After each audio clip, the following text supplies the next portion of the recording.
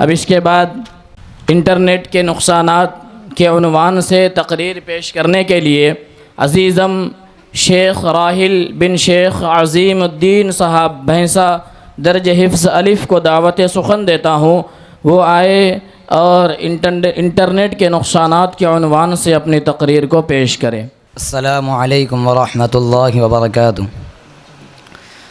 نحمده ونصلی علی رسوله الکریم، اما بعد، قال اللہ تعالی فی القرآن المجید، فاعوذ باللہ من الشیطان الرجیم، بسم اللہ الرحمن الرحیم، قل للمؤمنین یغضوا من ابصارهم ویحفظوا فروجهم ذلك ازکا لهم ان اللہ خبیر بما یصنعون، وقل للمؤمنات یغضضن من ابصارهن ویحفظن فروجهن، صدق اللہ العظیم۔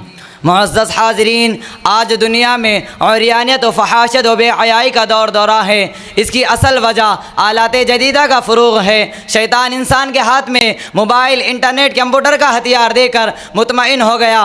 تجربہ و تحقیق سے معلوم ہوتا ہے کہ آج 70% سے زائد فحاشیہ محض اسی بنیاد پر وقوع پذیر ہو رہی ہے کہ باقاعدہ انٹرنیٹ کے ذریعے عریانیت و بدنظری و بے پردگی کی تعلیم دی جا رہی ہے۔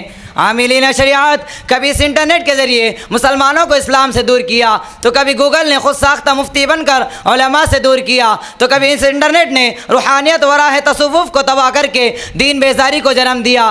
انٹرنیٹ وجہ ہے ایمان کے کمزور ہونے کی، انٹرنیٹ وجہ ہے معاشی حرمت کے بآسانی داخل ہونے کی، انٹرنیٹ وجہ ہے حرام طریقے سے پیسہ کما کر دین کھونے کی، انٹرنیٹ وجہ ہے میڈیا کے ذریعے غلط بیانی کی، انٹرنیٹ وجہ ہے فلم میں مسلمانوں کو دہشت گرد بتانے کی، انٹرنیٹ وجہ ہے فتنوں کے انتشار کی، انٹرنیٹ وجہ ہے معاشرتی و خاندانی تباہی کی، انٹرنیٹ وجہ ہے مغربی تہذیب کی نقالی و دین بیزاری کی، انٹرنیٹ وجہ ہے نوجوانوں کے نامرد ہونے کی، انٹرنیٹ وجہ ہے طلاق کے انتشار کی، انٹرنیٹ وجہ ہے ماؤں کے بے پردگی کی، انٹرنیٹ وجہ ہے نافرمان اولاد کے جنم لینے کی، انٹرنیٹ وجہ ہے صالحین و عابدین کی ولادت سے محروم ہونے کی، حتیٰ کہ میرے عزیز دوستوں حقوق العباد میں کمی کر کے اپنے اولاد کو عذاب جاریہ بنا کر مرنے کی۔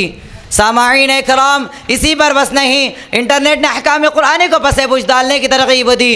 قرآن نے فاسألوا اہل الذکر کہا تو انٹرنیٹ نے گوگل سے مسائل حل کرنے کی ترغیب دی۔ تو کبھی قرآن نے قل للمؤمنین یغضوا من ابصارہم کہہ کر بدنظری سے بچایا، تو انٹرنیٹ نے بے پردگی کے ذریعے بدنظری و عریانیت کی ترغیب دی۔ تو کبھی قرآن نے وقرن فی بیوتکن کہا، تو انٹرنیٹ نے حکومت کے ذریعے میرا جسم میری مرضی کا نعرہ بلند کر کے عورتوں اور نوجوان لڑکیوں کی عزت کو نیلام کیا۔ تو کبھی حدیث نے من تشبہ بقوم فہو منہم کہہ کر کفار کی مشابہت سے بچایا۔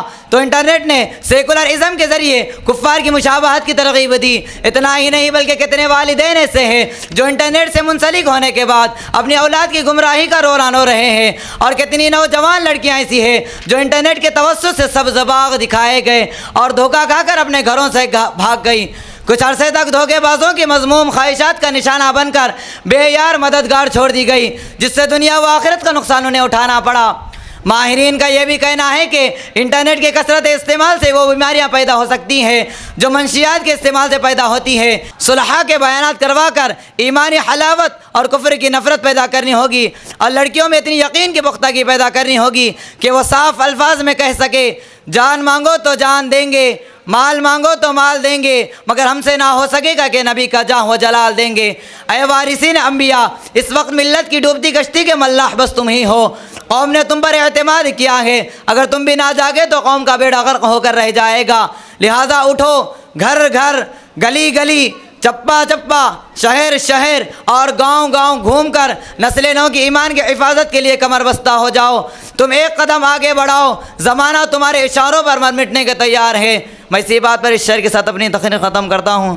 صدائے حق کی جرأت سے تو زندہ کر زمانے کو، صدائے حق کی جرأت سے تو زندہ کر زمانے کو، کہ تیرے ساتھ دنیا میں ہزاروں دل دھڑکتے ہیں۔ وما علینا الا البلاغ۔ ماشاء اللہ، آپ حضرات بہت ہی محبتوں کے ساتھ اور پوری توجہ کے ساتھ ان طلبہ کرام کے مختصر اور پرمغز بیانات کو سن رہے ہیں۔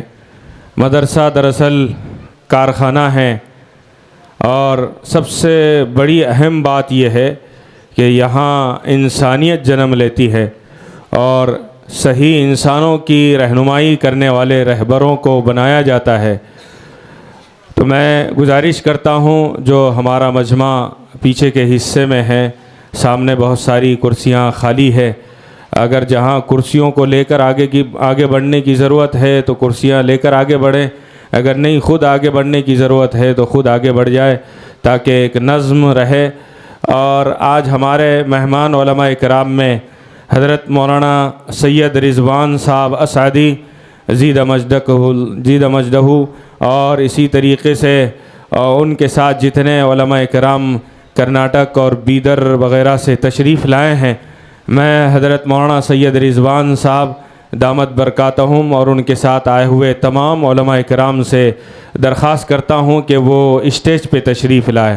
ماشاءاللہ آج بھی یہ محبت اور یہ آپ کے جذبات قابل قدر ہے کہ ایک بات پر آپ نے اپنی جگہ چھوڑ کر سامنے کی جگہ کو پر کیا ہے۔